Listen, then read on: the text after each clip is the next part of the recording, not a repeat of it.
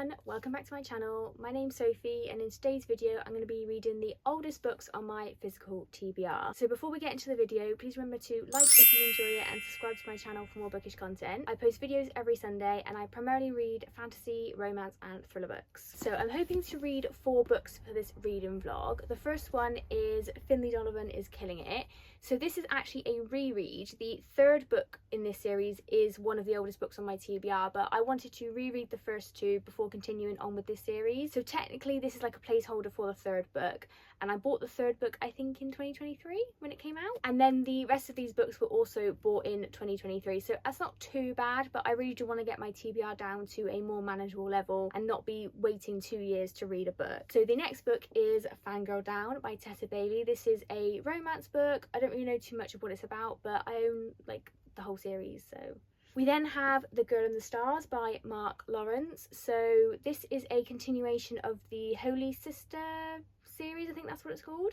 I'll put the first book up on the screen. I read that quite a few years ago and I absolutely loved it, and then I bought this and then I just never continued on with this sort of world. And recently this whole series was 99p on Kindle deal one of the days, so I actually bought the whole series and that renewed my interest in it, so I really want to get to this one. I think I'm going to read this one first. And then the final one is Fireborn by Rosaria Munda. I don't know too much about this one other than it's like a dragon book. I remember it took sort of BookTube by storm a couple of years ago, so I do really want to get to this one. Like I said, the first book I'm going to read is going to be The Girl and the Stars by Mark Lawrence. Hey guys, so I'm just checking in. I've got a quick reading update for The Girl and the Stars by Mark Lawrence. So I'm about 30% of the way through this one. I've been reading this one on my Kindle. I'm not really sure how I feel about this one so far. So I was reading it yesterday, but I have to be honest with you, it was boiling hot here in the UK and I just really couldn't like concentrate on anything, so I don't think it was the book, I think it was just me. So in this one we're following Yaz, and she's part of like a sort of tribe, and at the start of this book essentially priests come and visit all the sort of tribes and basically throws the weak children into a pit. And so the children all line up and they have to do this twice before they become an adult, and then the priest just literally like pushes them into this pit, and then it's assumed that the children die. So it's for weak children, so everyone kind of expects Yaz to be pushed in because one of her brothers died under her watch or something, like she was trying to save her brother from drowning and she wasn't strong enough to pull her brother out, so they think that she's gonna get pushed into the pit. The priest like pulls her to the side, so she's not allowed to go back to her family. She doesn't get pushed into the pit, she just gets pushed to the side, and then her other brother is behind her and he gets pushed into the pit, and then she decides that she doesn't want whatever future this priest sort of has for her, and she jumps into the pit after her brother, separating her from her family and the boy who she kind of like has a bit of a crush on. And then it turns out that in the pit they don't die. There's other tribes that live down there full of these people that over the years have been pushed down into this pit. Yaz finds herself with a group of people who just survive down there. There's a group of people down there called the Tainted. So one of these people is a cannibal, and it seems like she has like demons that have taken over her body. It's not really like fully explained how these people get tainted. I guess as Yaz learns more about that, we'll learn more about that as well. But it's just a bit of a weird fantasy, if I'm honest. I think because we didn't really spend too much time in the world sort of above this pit, we don't really know how things work. Like the whole thing about a priest just coming in and pushing these children into a pit and no one questions it, it's just odd. And then obviously as Yaz is learning about these people, we'll learn more about it, but I'm not really sure about like sort of like the fantastical elements of this. I understand like it just says east of the Black Rock out on the ice lies a hole down which broken children are thrown. We're not really sure where we are or kind of thing. So yeah, I am enjoying it, but I'm just a bit confused by it. Like the synopsis sounds really shit. The synopsis sounds shit, I have to be honest with you, but it's a lot more interesting than that. I'm just bit confused by it right now, but I trust Mark Lawrence, so I'm going to trust the process and read the rest of this book and we'll see what we think. But yeah, it's just a bit of an odd one so far. So another quick check-in everyone. I am 75% of the way through The Girl and the Stars by Mark Lawrence, and I'm definitely enjoying it a lot more than the sort of first 30%. Again, I don't think that was the book's fault, I think that was me. I think at the moment, it being sort of summer, I just really want to read like romances or thrillers that aren't so sort of heavy to read. And again, like this book is making me question if I actually like understand fantasy at all. And I'm like primarily a fantasy reader, but in the last sort of year or so I've really been finding myself less drawn to it. So I don't know, this book is making me feel really dumb.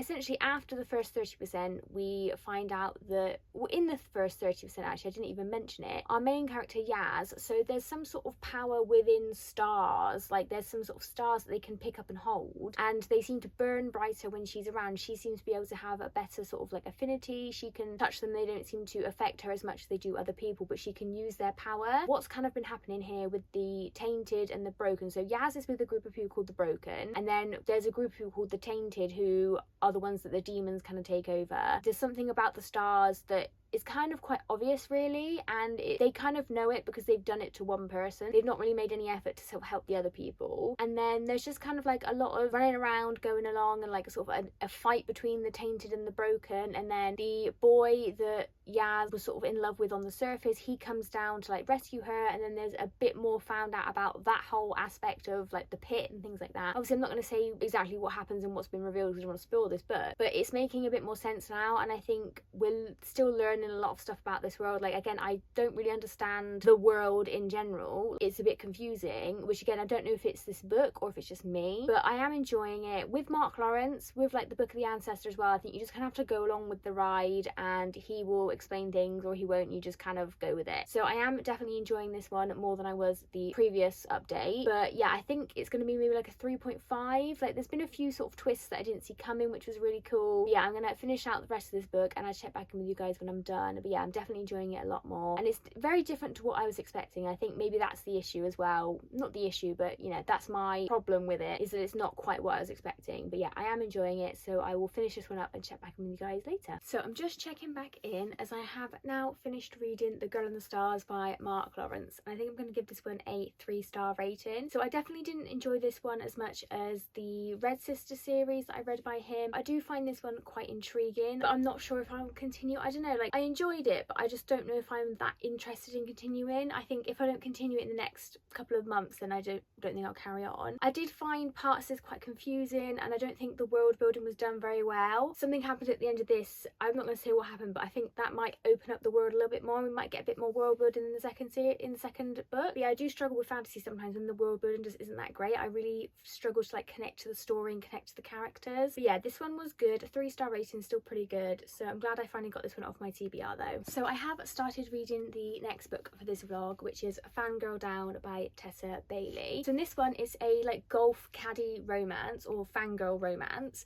So we follow our main characters Wells and Josephine, and Wells is a renowned golfer, but he's really struggling at the moment. His game is kind of lost. In the past few tournaments that he's partaken in, he's done really badly, and his mentor has sort of abandoned him, and basically he's on his way out. And Josephine is a long-term fan of his, and she has come to every tournament that he's ever done, and even though he's not doing so well anymore, she is at his sort of last tournament. They have a bit of a confrontation, and he rips her sign up and they part ways, and she basically says, I'm not gonna like support you anymore. So we don't really know too much of Wells's background. We know that he's a bit of an alcoholic, but we don't really know like his family and things like that and what's caused it, other than obviously his game has gone to shit really. Josephine's family run a like pro golfing shop. There's a hurricane where she lives and her shop gets flooded, and she is diabetic, and the shop was struggling, so she cancelled her health insurance. She also cancelled the shop's insurance, so the insurance won't obviously cover the flood damage. So she's a bit strapped for cash and she doesn't really know what to do. She doesn't want to worry her parents or anything like that. And Wells feels bad about everything that happened at the tournament, and he manages to track her down and invites her to be the caddy for him on his next golfing tournament. He does offer to pay for the repairs to the shop outright, but she refuses to accept. They then go to this tournament and have a few sort of flirtations, and we've gotten to the point where he started playing. He's doing a little bit better because she's given him some advice. Like her family have always been into golf and she knows what she's talking about, and the advice that she's given is helping him, but there's still a bit of like a strange relationship, and also like they are very obviously attracted to one another, but he doesn't want to cross that sort of professional line. So I am really enjoying this one so far. I've never read like a golf romance before. I've read quite a few hockey romances and things like that. This is a bit different for me. I have heard quite mixed reviews about this book, but I'm going in with a bit of an open mind. Like I do enjoy Tessa Bailey. I think she's quite an easy author to read. You know what you're kind of going to get with her. But yeah, I am enjoying this one so far. I'm really enjoying the setting. I really do like the characters. I think there's a lot more to them than normal with a Tessa Bailey book. I feel like there's a lot of depth to Wells that we're going to explore and things like that, and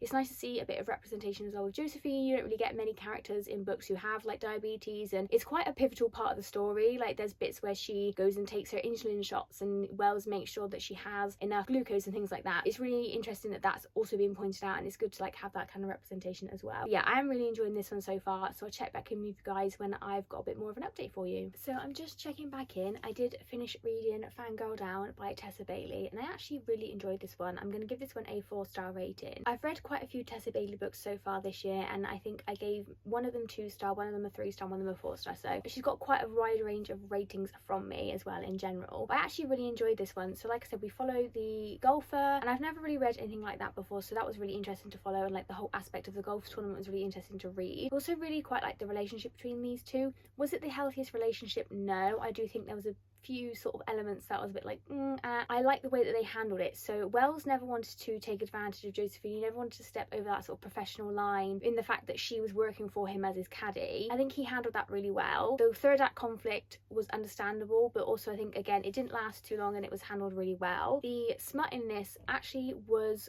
quite bearable. So sometimes I find with Tessa Bailey it goes on a bit too much, but this one was, I can see why people wouldn't like this with the smut. There was like something that I've not read about before, and if you read this book there's a lot of hints to it with comments about Josephine being obsessed with Wells's ass. So it wasn't like my favourite thing to read about, but it didn't last too long, so it wasn't too bad. And also there wasn't too many like smutty scenes, which is really good, and also this set up the next book really nicely as well. So yeah, it wasn't the best relationship. I do like how this resolved in the end, and it was really fun to read as well. So yeah, I'm gonna give this one a 4-star rating. Glad I finally got to it, and then just need to get to the rest of the series sort of as and when they're published. So I know the first 3 are out, so I've got the second and the third one, but the 4th and 5th one don't come out for a while yet.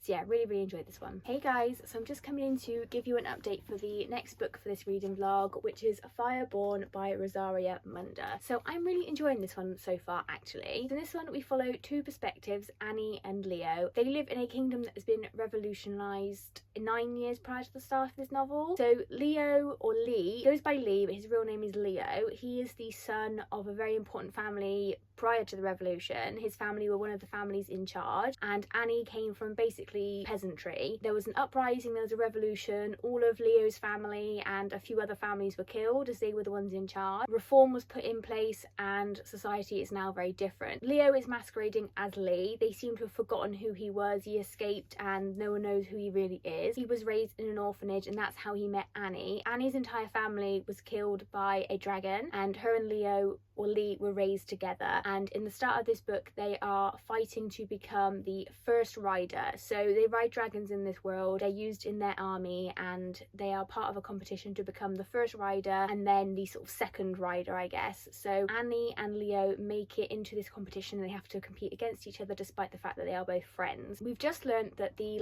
aristocrats may not actually be dead, and there's a place called New Pethian, I think that's how it's pronounced, that some of the families were hiding there with their dragons, and they now want to take back the kingdom that was once theirs. So Lee is very caught between the two because he feels a bit of loyalty to the new era but also to the old era where his family was in charge, and he thinks that the new era is better because there's more opportunities for poorer people. So instead of being born, if you're born upper class, you remain upper class and you get all the opportunities. If you were a peasant, you kind of stayed a lowly peasant and you didn't really get anywhere. Whereas this new system, it's testing you based on your knowledge. So for example, one of the families is a bronze family, and that is a skilled working family. One of their children tests lower, so she then becomes an iron worker, and then 2 of the sons in this family tested as like gold, so merit based rather than who you are, which is better. And Leo agrees with that. Lee agrees with that, but he doesn't like the way that the revolution and the murder of his family is like celebrated and things like that. So he's torn between the two. And then Annie and him are kind of at the point now where they're about to face each other in this competition, and I guess their loyalties are being divided. They don't know, like Annie is very much pro the revolution. Lee has some secrets that may ruin their friendship. So I'm interested to see where this goes. The world, I want to see more of the dragons. I think the world building is a little bit lacking. We're thrown straight into the action interaction with this competition, but we don't really know much about the dragon bond between the dragon and the rider and just this world in general. We know a little bit of the political history, so I'm hoping that as this book progresses we do see a bit more of that,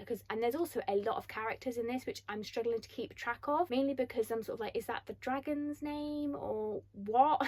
But I am really enjoying this one so far. I do think that someone has really good potential, so I'm going to get back to reading this one and I will check back in with you guys when I've got a bit more of an update. Okay, so we've kind of derailed this TBR a little bit. We'll look back to Fireborn, but I have started and finished reading Finley Donovan is Killing It by Elle Cosimano, and I'm going to give this one a 4-star rating. This is a reread for me, so I can eventually get to the third book, which is actually one of the oldest books on my TBR. In this one we follow Finley Donovan, who is a struggling author and recently divorced from her husband. She has 2 young children. She writes romance books, and yeah, her husband's just an absolute pig. He wants to take the children away from her. She's really struggling financially since the divorce, and Stephen, the ex-husband, his new fiance, is just a nasty piece of work as well. So Finley meets her editor, or like her agent, at a cafe, and she's talking about a sort of thriller idea that she has, and some of the things that they say, like, you know, just get it done, let's bury it, blah blah blah, I want this one nice and neat, implies to the woman sitting next to her that she may be like a hit woman. And when Finley leaves, she finds in her handbag a note that has a contact name and a 50,000, I think it's 50,000 or 25,000 pound offer, and she contacts the woman and is like, what the hell is this note? And basically this woman's like, I want you to kill my husband. And then we kind of go from there. So Finley ends up enrolled in this whole like a mafia drama situation, but it's actually really fun to read about because Finley is just kind of like bumbling along and she gets wrapped up in things